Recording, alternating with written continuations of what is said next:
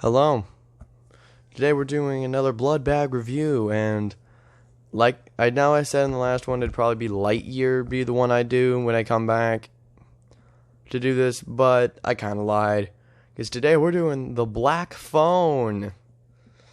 Yeah, finally we're doing a horror movie on the Blood Bag reviews. But so yeah, I saw this movie in theaters today, and I'm gonna say outright right now, this movie is very, very good. I mean, this isn't surprising considering this movie is directed by Scott Derrickson, the same guy who a decade prior brought us Sinister, which that is one of the best horror films from the 2010s. Now, breaking the film non-spoiler part of the plot. Now, to break the plot down in a non-spoiler way, is that a 13-year-old kid named Finney gets abducted by a guy named the Grabber, and the rest of the movie kind of follows him trying to survive and get away. So, there you go. That's the basic plot of the movie. But now, getting into the stuff that Now, note this may go into some actual spoilers, so if you really want to go see this movie, turn this video off and go watch the movie, then come back. I'll sit. I'll wait. Okay, I'm tired of waiting. So yeah, some spoiler warning. Anyway, one really big aspect of the film that I liked was the brother-sister aspect to this film, because I'm just gonna say it now. This movie doesn't start with him immediately getting taken by the Grabber. It spends about maybe 25, 30 minutes developing his home life, what his relationship with his sister is, what his relationship with his friends are. Before that way you really get attached to these characters and you really want him to get out of this situation. And the movie does an excellent job of that.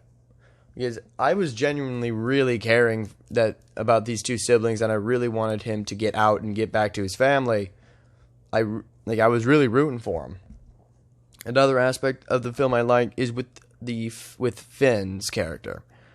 Well, Finney, as he's known in the movie, is that he is a very smart kid. He knows what he's doing.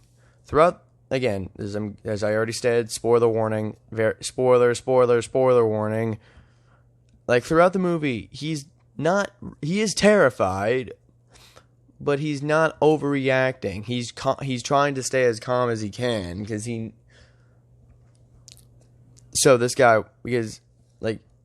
that's one thing I noticed, is that he doesn't freak out, at least not, in presence of the Grabber. He doesn't freak out.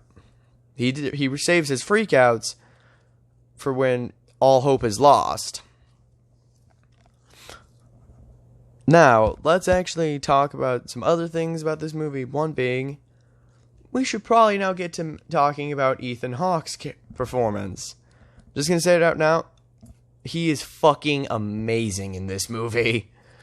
He's sometimes funny, he's sometimes terrifying.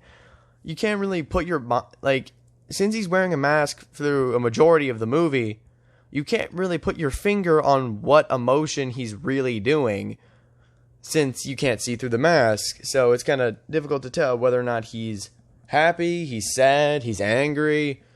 You can't really put your finger on it for a good chunk of the time. So, and that's all due to Ethan Hawke's performance. He's just that good at this.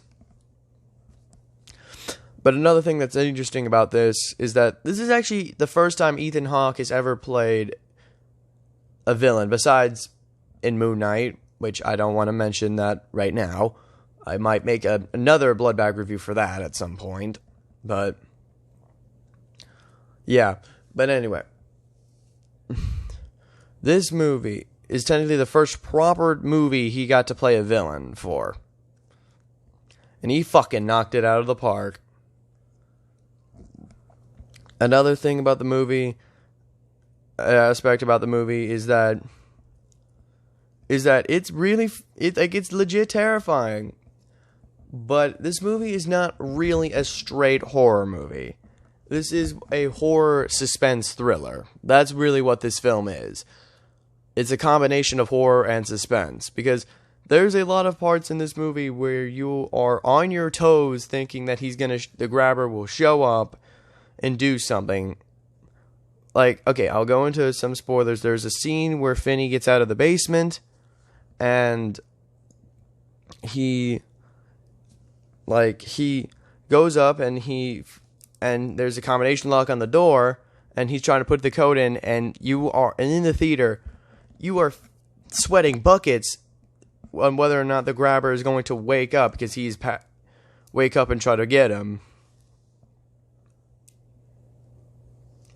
So, it's terrifying. The suspense is done so well in this movie. Now, we should probably mention the black phone itself. Yes, there is a very noticeable supernatural element to this film, being the phone itself. Is that, obviously, this isn't really a spoiler considering it's in the movie's trailers, is that the phone can seemingly contact the previous victims of the grabber. And obviously, each victim gives Finn here this might again go into spoilers, but each victim of the previous victims gives Finn a piece of information that he needs to know to get out of this.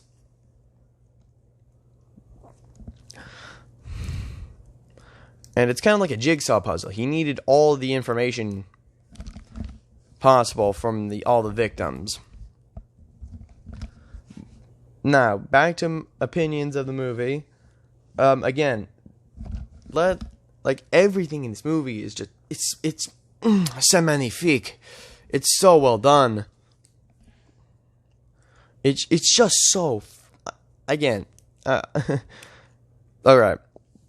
Let's go into some other aspects. Is that it's surprisingly not as gory as I was thinking. I knew it wouldn't be like fucking Friday the 13th levels of gore. I wasn't expecting that. But I was expecting both a little more and a little less at the same time. Like, I was expecting there to be at least some gore, but it'd be more or less spread around the film. Not, like, I don't want to go into it, but there is a decently graphic kill in this movie. And I'm not going to say what it is, but there's a decently graphic kill in this film. Now, there's another point I want to get across in this movie, is that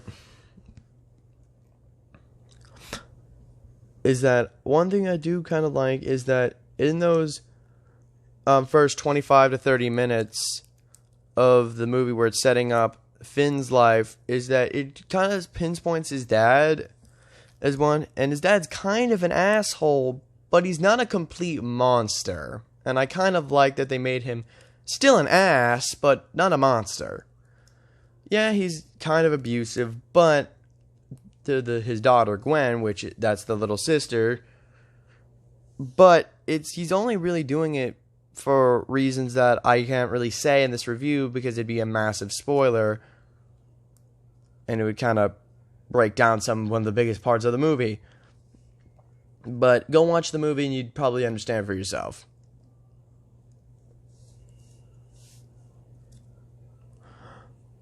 But again, the main thing about this movie that is probably the best thing, and probably the one thing that people are going to remember walking away from this thing, is Ethan Hawke's deranged performance that is so good